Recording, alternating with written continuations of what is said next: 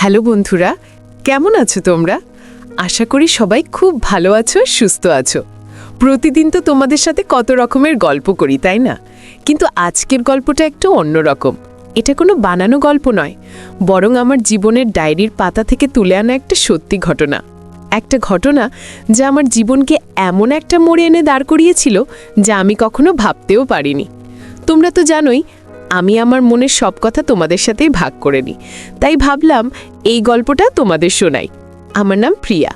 আজ থেকে প্রায় ৩ বছর আগের কথা। সদ্য বিশ্ববিদ্যালয় থেকে পড়াশুনো শেষ করেছি। আর সব সাধারণ বাঙালি মেয়ের মতো আমারও বাড়ির চাপে বিয়েটা হয়েই গেল। পাত্র আদনান দুবাইতে থাকে। খুব ধুমধাম করে বিয়ে হলো, কিন্তু বিয়ের আনন্দটা খুব বেশি দিন স্থায়ী হলো না। বিয়ের মাত্র ১.৫ মাস পরে আদনান আবার দুবাইতে ফিরে গেল। কথা ছিল বছর ২ পরপর দেশে আসবে। সেই থেকে আমার জীবনটা যেন একটা দীর্ঘ অপেক্ষার স্টেশন হয়ে গেছে। এই বিশাল বাড়ি, এত লোকজন, কিন্তু আমার পৃথিবীটা একদম একা। অবশ্য একা বললে ভুল হবে, আমার শাশুড়ি মা খুব ভালো মানুষ। আর আছে আমার ২ দেওর, রনি আর আরিয়ান। রনি আমার মেজ ভাসুর আর আরিয়ান ছোট। আমাদের একটা বিশাল যৌথ পরিবার। আমার স্বামী সবার বড়। আমাদের বাড়ির পরিবেশটা সব সময় ঝমঝমে থাকে। তবে গত শীতে যেন একটা আনন্দের সুনামি বয়ে গেল, কারণ আমার মেজ ভাসুর রনির বিয়ে ঠিক হলো। ব্যাস, আর যায় কোথায়, বাড়িটা যেন একটা উৎসবের মেলায় পরিণত হলো। তোমরা তো জানোই, বাঙালি বাড়ির বিয়ে মানে কি? দূর দূরান্তের সব আত্মীয় স্বজন এসে হাজির। বাড়িটা সারাক্ষণ লোকে লোকারণ্য। কে কোথায় বসছে, কে কোথায় ঘুমোচ্ছে তার কোনো ঠিক ঠিকানা নাই। এই হইচই আর আনন্দের মধ্যেই আমার ননদ, মানে আদনানের ছোট বোন, তার পুরো পরিবার নিয়ে আমাদের বাড়ি এসে হাজির। বিয়ের প্রায় ১ সপ্তাহ আগেই। আমার ননদের এক ছেলে, নাম নিবাদ। বয়স ১৫ কি ১৬ হবে, ক্লাস 10-এ পড়ে। ছেলেটা ভীষণ শান্ত স্বভাবের আর একটু লাজুক প্রকৃতির। ও বাড়িতে আসার পর থেকেই আমার আশেপাশে ঘুরঘুর করতে শুরু করলো।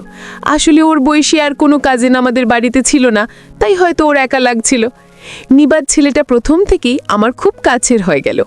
সারাদিন আমার সাথে এটা সেটা নিয়ে গল্প করত, আমার কাজ দেখত, আর মাঝে মাঝে এমনভাবে আমার দিকে তাকিয়ে থাকতো যেন ওর চোখে বয়সের চেয়েও অনেক বেশি গভীরতা। আমি অবশ্য বিষয়টাকে তেমন পাত্তা দিতাম না, ভাবতাম হয়তো কিশোর বয়সের স্বভাব, তাই এমন করে। বিয়ের তখনও ৩-৪ দিন বাকি। বাড়িটা কানায় কানায় পূর্ণ। রাতে শোবার জায়গা পাওয়াটাই যেন একটা যুদ্ধ। আমার নিজের ঘরটাও আত্মীয়দের দখলে চলে গেল। আমি আর কোথায় যাই? শেষে আমার শাশুড়ি মা রান্নাঘরের পাশে ছোট্ট একটা স্টোর রুমে আমার জন্য থাকার ব্যবস্থা করে দিলেন। ঘরটার এক কোনায় চাল ডালের বস্তা রাখা, আর অন্য কোনায় কোনো মতে একটা চৌকি পাতা। কি আর করা, আমি সেখানেই মানিয়ে নিলাম। কিন্তু আসল সমস্যাটা হলো রাতে। সেই রাতে আমার ননদ আমাকে বললেন, বৌমা, নিবাদ তোর কাজিনদের সাথে ঘুমোতে চাইছে না। ওরা নাকি সারা রাত জেগে আড্ডা দেবে। তুমি যদি কিছু মনে না করো, আজ রাতটা ওর তোমার সাথে ঘুমোক। আমি কি বলবো ভেবে পেলাম না।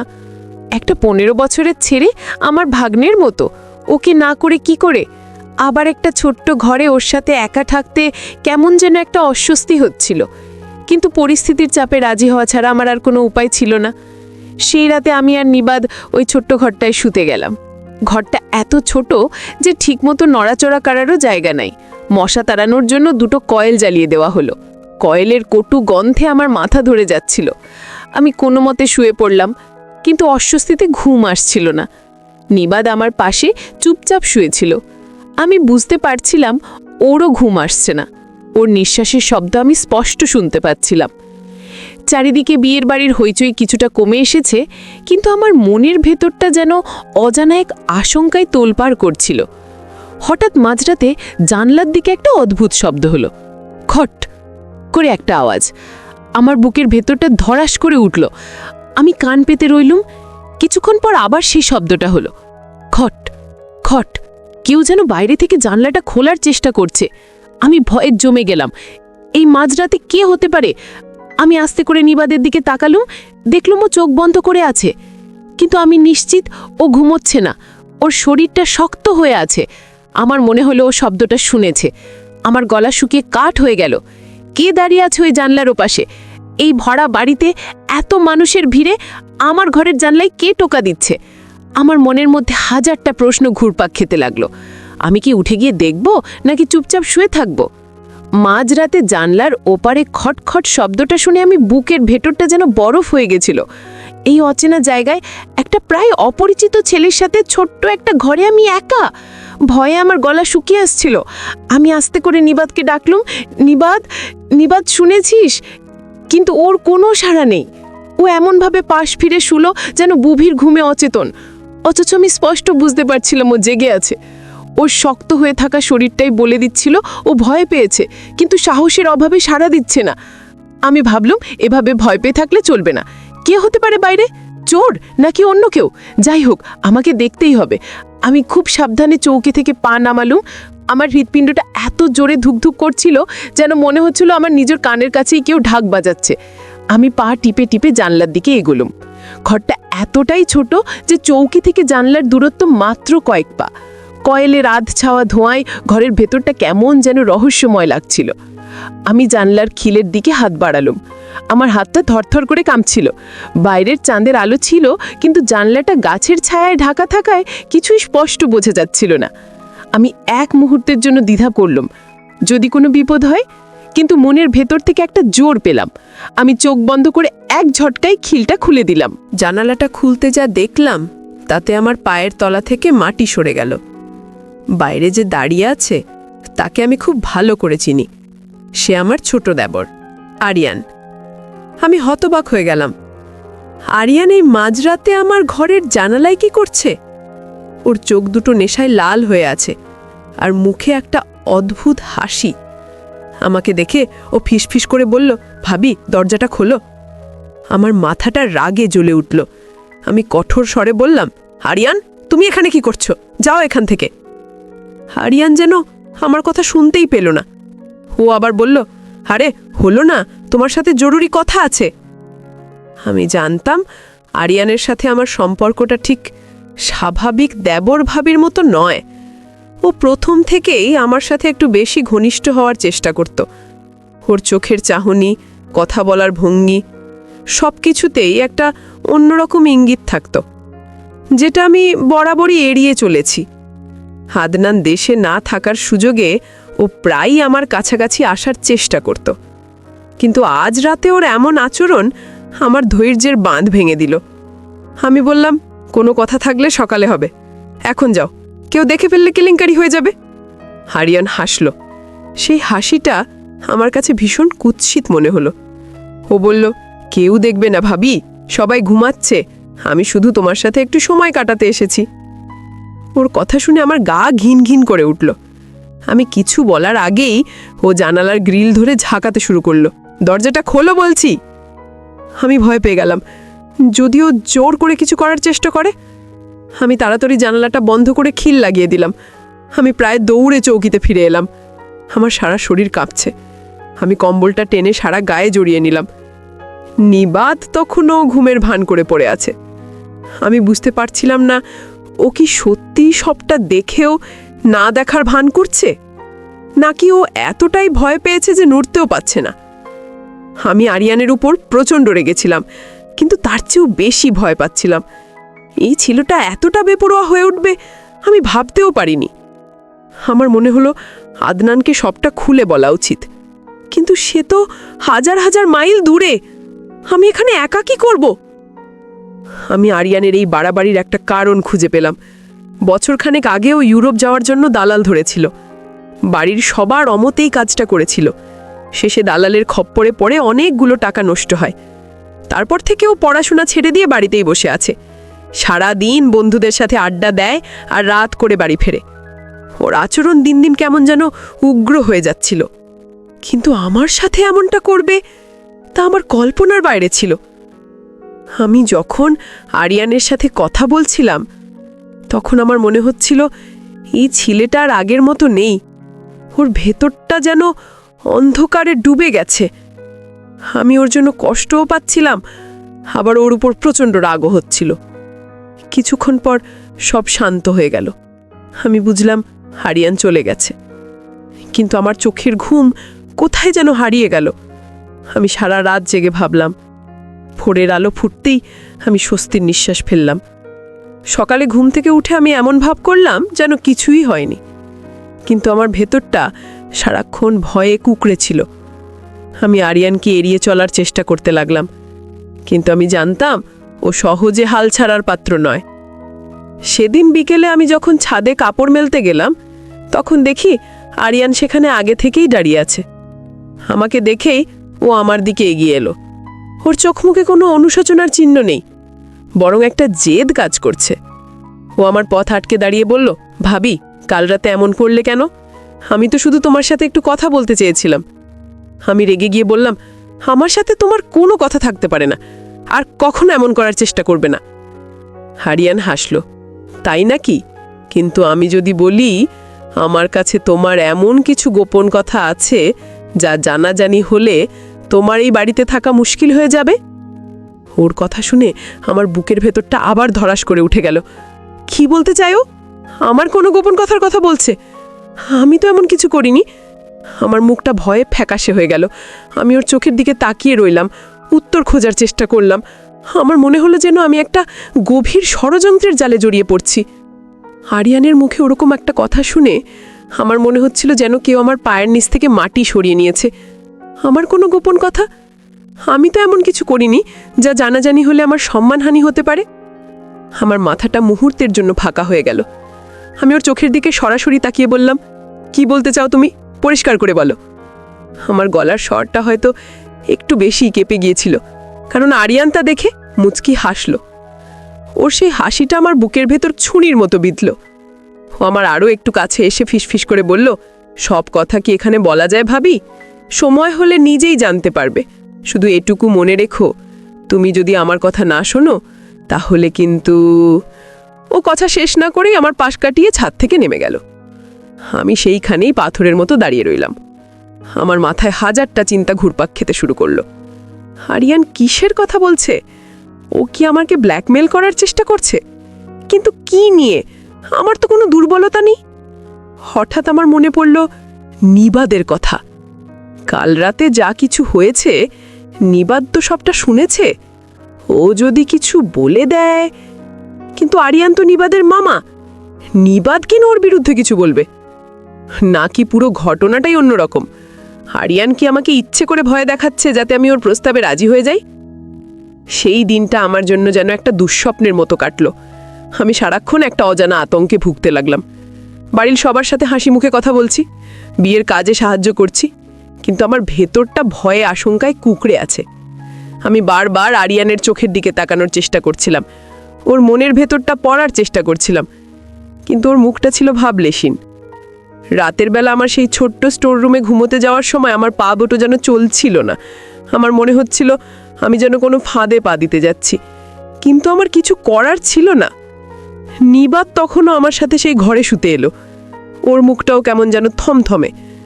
সেই রাতে আমি ঘুমানোর ভান করে চোখ বন্ধ করে শুয়ে রইলাম। আমার কান দুটো সজাগ ছিল। আমি অপেক্ষা করছিলাম, আজ রাতেও কি আরিয়ান আসবে? আমার মন বলছিল ও আসবেই। রাত গভীর হলো। বিয়ের বাড়ির কোলাহল ধীরে ধীরে কমে গেল। ঠিক আগের রাতের মতোই মাঝরাতে আবার সেই শব্দটা হলো, খটখট। এবার আমার ভয় না করলেও বরং একটা তীব্র রাগ এসে আমার শরীরটাকে গ্রাস করলো। আমি ভাবলাম আজ এর একটা হেস্ত নেস্ত করতে হবে। আমি চৌকি থেকে নাবার আগেই নিবাদ উঠে বসলো। ও ফিসফিস করে আমাকে বলল, মামি, তুমি শুয়ে থাকো, আমি দেখছি। আমি অবাক হয়ে গেলাম। কালকের ভীতু ছেলেটা আজ এত সাহস পেল কি করে? আমি কিছু বলার আগেই নিবাদ পাক টিপে টিপে জানালার কাছে চলে গেল। ও জানালাটা একটুখানি ফাঁক করে বাইরে উকি দিল। তারপর আমার দিকে ফিরে ইশারায় যা দেখালো তাতে আমার অবাক হওয়ার সীমা রইল না। ও আঙুল দিয়ে দুটো সংখ্যা দেখালো, 2। তার মানে বাইরে দুজন লোক দাঁড়িয়ে আছে। আমার বুকটা আবার ধরাস করে উঠে গেল। দুজন? তাহলে আরেকজন কি হতে পারে? আরিয়ান তো একা ছিল। তাহলে কি ওর সাথে আরো কেউ আছে? নিবাদ আবার আমার কাছে ফিরে এলো। ওর মুখটা ভয়ে সাদা হয়ে গেছে। ও আমার কানের কাছে মুখ এনে ফিসফিস করে বলল, মামি, ছোট মামার সাথে আরো একজন আছে। আমি চিনতে পারছি না, কিন্তু ওরা কি যেন বলা বলি করছে। আমার মাথায় কিছুই ঢুকছিল না। এই মাঝরাতে আরিয়ান আরেকজনকে সাথে নিয়ে আমার ঘরে জানালায় কি করছে? ওদের উদ্দেশ্যটা কি? ওরা সত্যি আমার কোনো ক্ষতি করতে চায়? আমি নিবাদকে ইশারায় চুপ থাকতে বললাম। আমরা দুজনে কান পেতে ওদের কথা শোনার চেষ্টা করতে লাগলাম। বাইরে থেকে চাপা গলার আওয়াজ ভেসে আসছিল। একটা কণ্ঠস্বর আরিয়ানের। কাজটা কি ঠিক হবে আরিয়ান? জবি ভাবি চিৎকার করে। আরেকটা অচেনা কণ্ঠ বলল, আরে কিছু হবে না, তুই শুধু দরজাটা খোলানোর ব্যবস্থা কর, বাকিটা আমি সামলে নেব। তোর ভাবির ওই জিনিসটা একবার আমার হাতে চাই। এই কথাগুলো শুনে আমার সারা শরীর যেন অবশ হয়ে গেল। ওই জিনিসটা? কিসের কথা বলছে ওরা? আমার গলা শুকিয়ে গেল। আমি নিবাদের দিকে তাকালাম। ওর দুটো চক্ষু ভয়ে বিস্ফোরিত। আমি বুঝতে পারলাম আজ রাতে আমার সম্মান বাঁচানো মুশকিল হয়ে যাবে। আমাকে কিছু একটা করতেই হবে, কিন্তু কি করব? চিৎকার করলে বাড়ির সবাই জেনে যাবে, আমার সম্মান তো যাবে, সাথে বিয়েটাও ভেঙে যেতে পারে। হঠাৎ আমার মাথায় একটা বুদ্ধি এলো। আমি নিবাদকে ইশারায় আমার ফোনটা আনতে বললাম। ও খুব সাবধানে আমার ফোনটা এনে দিল। আমি কাঁপা কাঁপা হাতে আমার সেজো ভাসুর রনির নাম্বারে ডায়াল করলাম, কিন্তু ফোন করার সাহস পেলাম না। যদি ওরা আওয়াজ পেয়ে যায়। আমি রনিতে একটা মেসেজ টাইপ করলাম, ভাইয়া খুব বিপদ, এক্ষুনি রান্নাঘরের পাশে স্টোর রুমে এসো, প্লিজ কাউকে কিছু না বলে একা আসবে। মেসেজটা পাঠিয়ে দিয়ে আমি আর নিবাদ নিঃশ্বাস বন্ধ করে অপেক্ষা করতে লাগলাম। প্রতিটা মুহূর্ত যেন এক একটা ঘন্টার মতো মনে হচ্ছিল। বাইরে থেকে তখনও চাপা গলার আওয়াজ আসছিল। ওরা হয়তো অধৈর্য হয়ে উঠছে। আমার মনে হচ্ছিল রনি ভাইয়া আসার আগেই যদি ওরা দরজা ভেঙে ভেতরে ঢুকে পড়ে।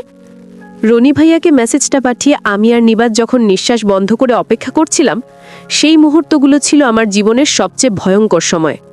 বাইরে আরিয়ানের আর তার সঙ্গীত চাপা কথাবার্তা আমার কানে যেন বিষের মতো বিঁধছিল। ওরা যে কোনো মুহূর্তে দরজা ভেঙে ভেতরে ঢুকে পড়তে পারে। এই ভয়ে আমার হৃৎপিণ্ডটা গলার কাছে এসে আটকে গিয়েছিল। হঠাৎ বাইরে থেকে পায়ের আওয়াজ পেলাম, কিন্তু সেটা জানালার দিক থেকে নয়, বারান্দার দিক থেকে। আমি আর নিবাদ একে অপরের দিকে তাকালাম। রনি ভাইয়া কি এসেছে নাকি অন্য কেউ? আমার কপাল দিয়ে ঘাম ঝরতে শুরু করলো। কয়েক মুহূর্ত পরেই দরজায় খুব মৃদু টোকা পড়ল। ভাবি, আমি রনি, দরজাটা খোলো। রনি ভাইয়ার গলা শুনে আমার দেহে যেন প্রাণ ফিরে এলো। আমি প্রায় দৌড়ে গিয়ে দরজার খিলটা খুলে দিলাম। রনি ভাইয়া ভেতরে ঢুকেই দরজাটা আবার সাবধানে বন্ধ করে দিলেন। ওর চোখে মুখে রাজ্যের চিন্তার ভাব। ও ফিসফিস করে বলল, কি হয়েছে ভাবি? সব ঠিক আছে তো? তোমার মেসেজ পেয়ে আমি ওকে কথা শেষ করতে না দিয়েই জানালার দিকে ইশারা করলাম। বললাম, ওখানে আরিয়ান আর তার সাথে আরেকজন কে যেন আছে, ওরা খুব খারাপ উদ্দেশ্য নিয়ে এসেছে। রনি ভাইয়া সবটা শুনে অবাক হয়ে গেলেন। ওর কপালে ভাঁজ পড়ল। ও কিছু না বলে পা টিপে টিপে জানালার কাছে গেল। জানালাটা সামান্য ফাঁক করে বাইরে উকি দিয়েই ওর চোখ দুটো আগে লাল হয়ে গেল। আমি ওর চাপা গর্জন শুনতে পেলাম। রনি ভাইয়া আমাদের দিকে ইশারায় চুপ থাকতে বলে ঘর থেকে বেরিয়ে গেলেন। আমি বুঝতে পারলাম ও পেছনের দরজা দিয়ে বাড়ির বাইরে যাচ্ছে ওদেরকে হাতে নাতে ধরার জন্য। এর ঠিক কয়েক সেকেন্ড পরেই বাইরে থেকে একটা প্রচণ্ড হট্টগোলের আওয়াজ পেলাম। প্রথমে আরিয়ানের আর্তনাদ, তারপর আরেকজনের চিৎকার, কে রে তোরা, এখানে কি করছিস? রনি ভাইয়ের রাগী গলা ভেসে এলো। মুহূর্তের মধ্যে বাড়ির সব আলো জ্বলে উঠল। সবাই হইচই করতে করতে বেরিয়ে এলো। আমি আর নিবা তো ঘর থেকে বেরিয়ে এলাম। বেরিয়ে এসে যা দেখলাম তাতে আমি অবাক। রনি ভাইয়া আরিয়ানের কলার ধরে রেখেছে, আর তার সাথে থাকা লোকটাকে আমাদের বাড়ির দুজন কাজের লোক ধরে রেখেছে। লোকটাকে দেখে আমি চিনতে পারলাম না, কিন্তু আমার শাশুড়ি আর শ্বশুরমশাই তাকে দেখে চমকে উঠলেন। লোকটা ছিল আরিয়ানের সেই দালাল বন্ধু, যে ওকে ইউরোপ পাঠানোর নাম করে টাকা নিয়েছিল। পরে যা জানা গেল তা আরও ভয়ঙ্কর। আরিয়ান সেই টাকা শোধ করার জন্য আর নেশার টাকার জন্য এই বন্ধুর সাথে মিলে বাড়িতে চুরি করার পরিকল্পনা করেছিল, আর ওদের মূল লক্ষ্য ছিল আমার গয়না। আরিয়ান ভেবেছিল আমাকে ভয় দেখালে বা আমার সম্মানহানির হুমকি দিলে আমি ভয়ে সব গয়না ওদের হাতে তুলে দেব। শ্বশুরমশাই রাগে দুঃখে লজ্জায় ভেঙে পড়লেন। তিনি আরিয়ানকে কষে একটা চড় মারলেন। আমার শাশুড়ি কান্নায় ভেঙে পড়লেন। বিয়ের বাড়িতে এমন একটা কেলেঙ্কারি হবে তা তিনি ভাবতেও পারেননি। সেই রাতেই পুলিশ এসে আরিয়ান আর তার বন্ধুকে ধরে নিয়ে গেল। পুরো ঘটনাটা বাড়ির মধ্যে চাপা দেওয়ার অনেক চেষ্টা করা হলো, কিন্তু যা রটে তা তো কিছুটা ঘটেই। বিয়ের আনন্দটা কেমন যেন ফিকে হয়ে গেল। বিয়ের পর আমি আদনানকে সবটা খুলে বলেছিলাম। ও শুনে খুব কষ্ট পেয়েছিল, কিন্তু আমাকে কোনো দোষ দেয়নি, বরং আমাকে সাহস জুগিয়েছিল। বলেছিল, তুমি যা করেছো ঠিক করেছো প্রিয়া, আমি তোমার পাশে আছি। আর নিবাদ, সেই রাতের পর থেকে ছেলেটা যেন আমার আরো কাছের হয়ে গেল। ও যদি সেদিন রাতে সাহস করে আমাকে সাহায্য না করত, তাহলে হয়তো আমার জীবনে আরো বড় কোনো বিপর্যয় নেমে আসতে পারত।